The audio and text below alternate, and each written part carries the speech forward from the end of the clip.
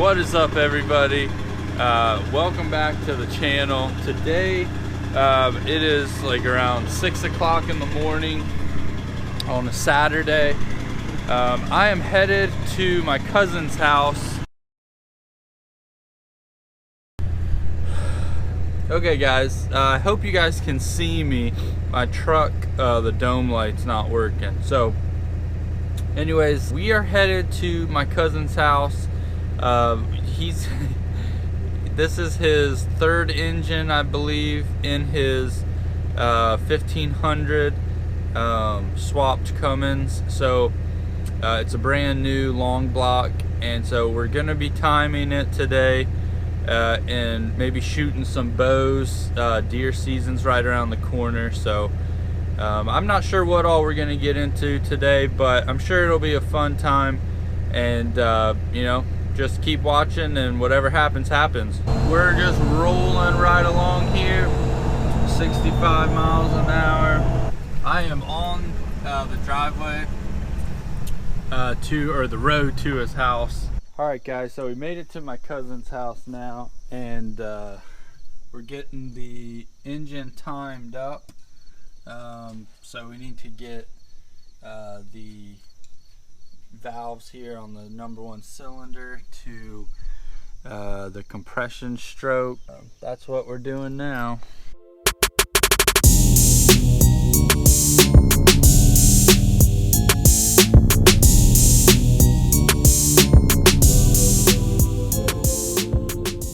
We might have enough juice to see. Here goes nothing.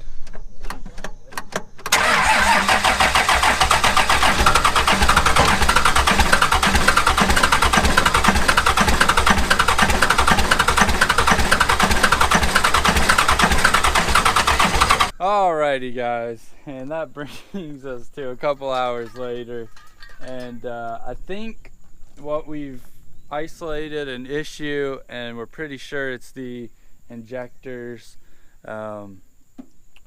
Something wrong with the injectors. Okay guys, well, we've kind of run into the end. All that we can do with the 1500, we've pretty much figured out that the injectors need to be repopped. What's up guys? We made it back from my cousin's house. We did not get the truck started. The reason why, the short reason is because his injectors were bad. So he needs to get his injectors repopped. So we got some parts. Now, one of the main things I was waiting on was this timing case.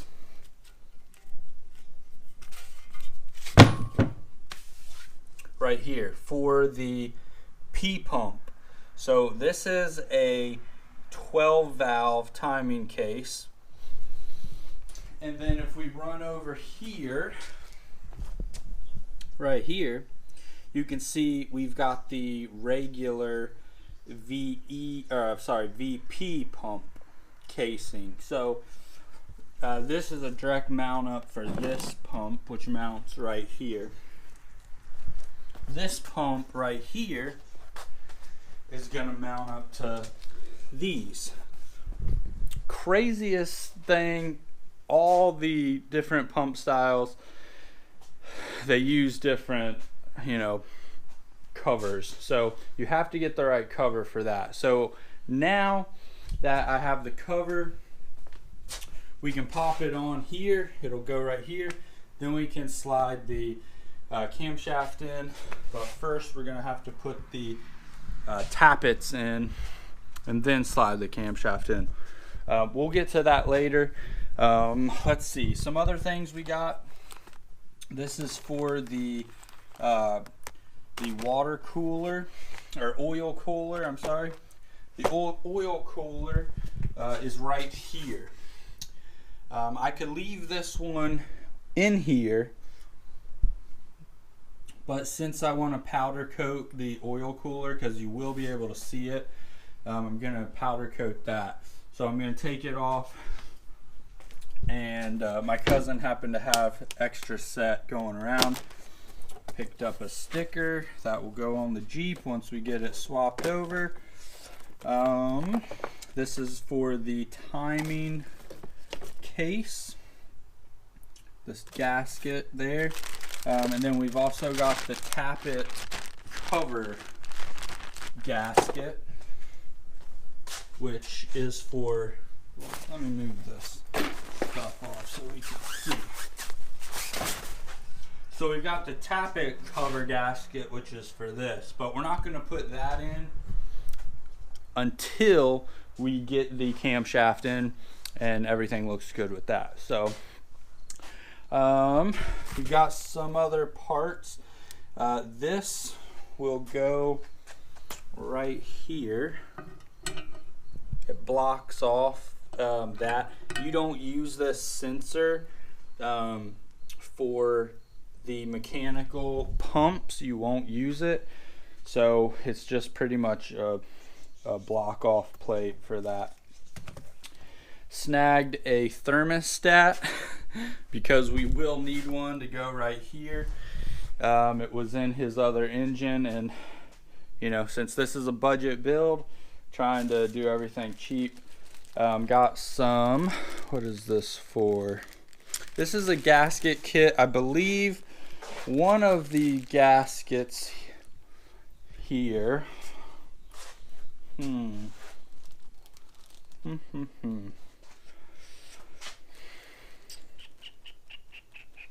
I can't remember. I cannot remember what these gaskets are for, but I'm sure it will come to me in a bit. But got that. This is for the vacuum pump, which is over here, right here. I don't know if that one has one or not, but anyways, this one is an oil feed line for that. I believe it goes in right, it's like right here or something, taps into the block there. So we've got that. Got a whole bunch of miscellaneous bolts that are in these gloves here. Those are for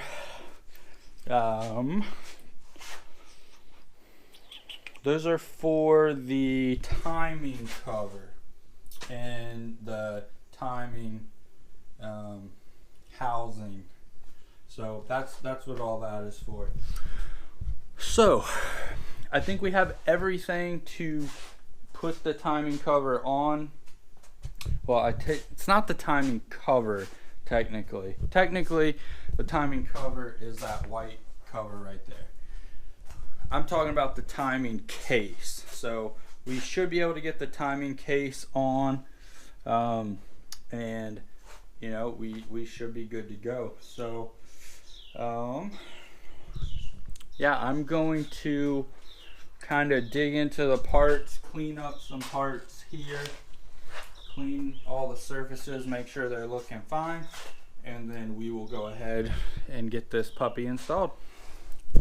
Another thing real quick that I think is worth pointing out, you may notice that the exhaust manifold is actually flipped upside down.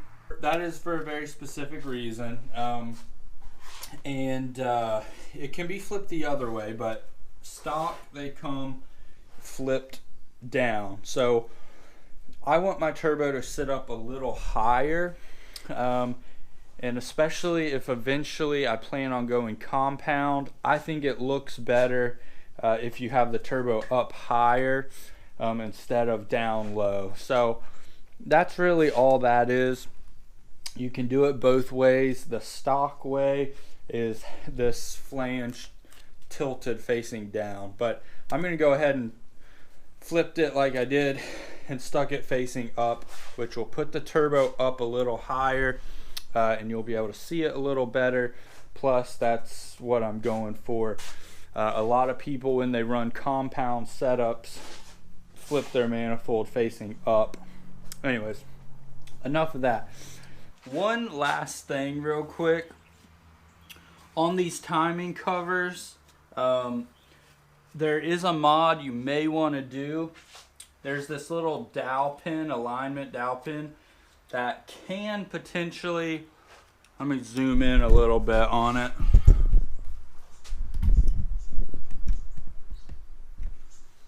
So the dowel pin's right here.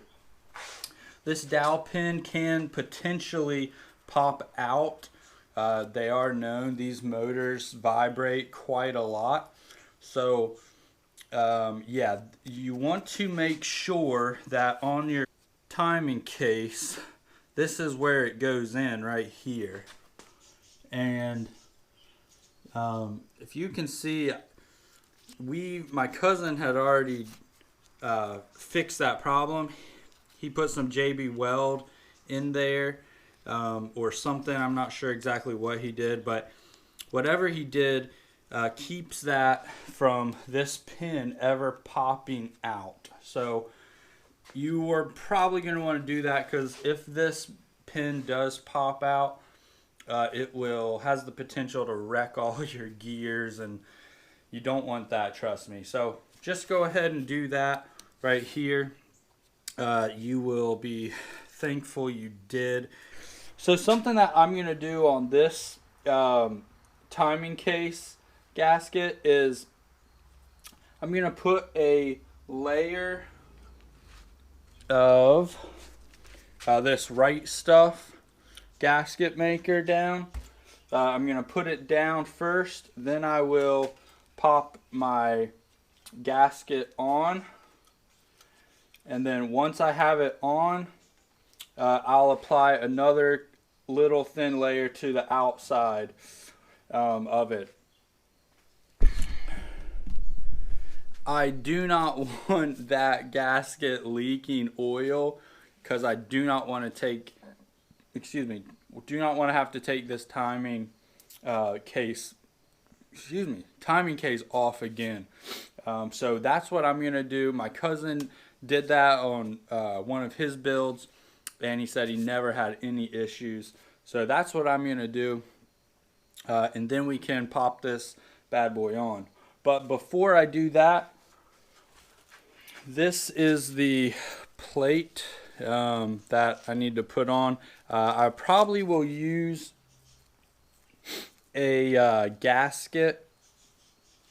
I have some gasket maker. Probably just make a gasket for that. And just like that, we've got step one done. We've got a nice gasket sealed off. I'm going to remove some of this excess right around here, just so we don't run into any issues when we stick the case onto the block.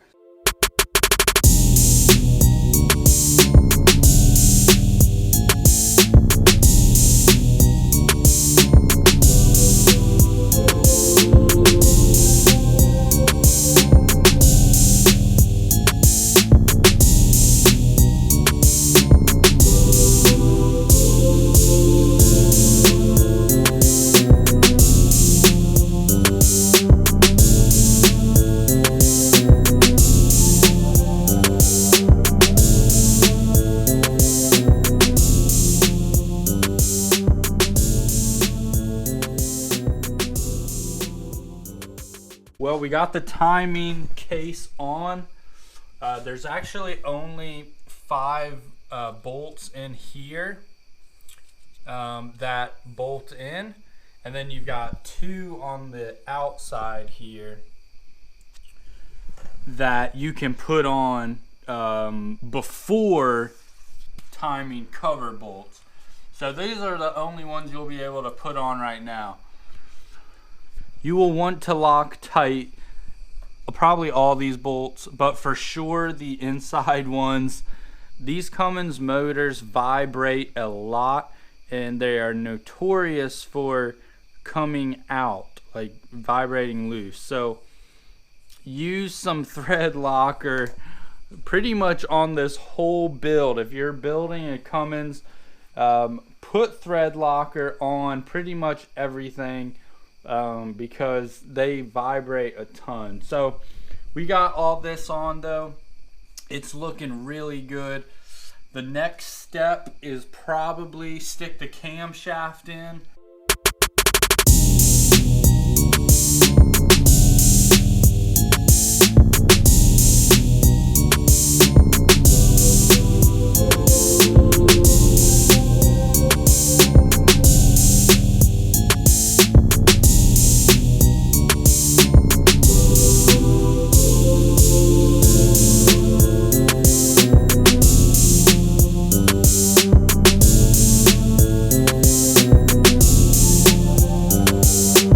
Got 11 minutes left on my SD card, but I want to show you what I have done here. If you can see, these are the tappets right here. I ran electrical wire, like stereo wire or something, down through the holes here. I have these rubber things here for powder coating, and anyways, I used those, stuck them, as you can see, down in there with the wire and kind of pinched it, and then pulled them up from the top and secured them so they are fully up. And I've got all of them done. So now what we can do is we can insert the cam shaft in through here. So that is what I'm going to do right now.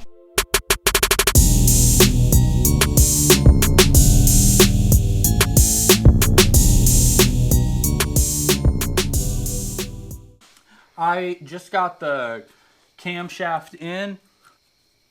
So to get this camshaft in here, you really have to, you've got to, you know, work it back and forth, push it. You also getting it in there, you may have to rotate this around, the crankshaft around, and just kind of slowly, you know, maneuver it in. So that's in there. I just need to Loctite these.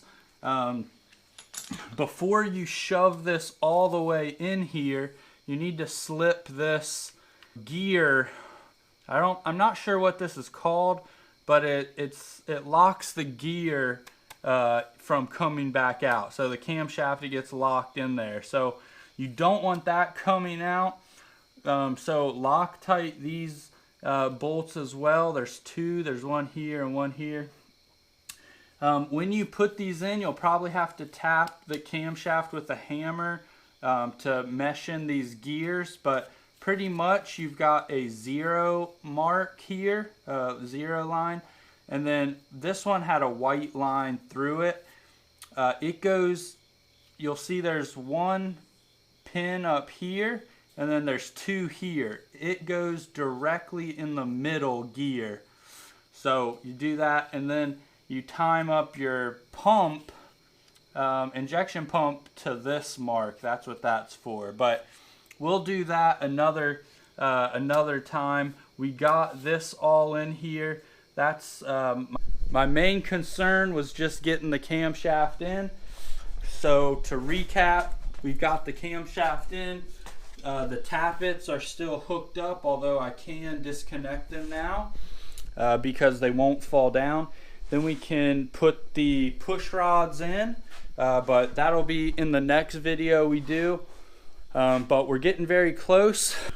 Okay guys, just leave a comment down below if you notice that the audio is better in the last couple videos I've been doing. I've got a new mic set up, but drop a comment below if you think the mic system and the audio is better. So anyways guys, thanks for watching. I will catch you guys in the next video. Make sure to give this a thumbs up and you know, subscribe if you're not, and I will catch you guys in the next video. I'm out.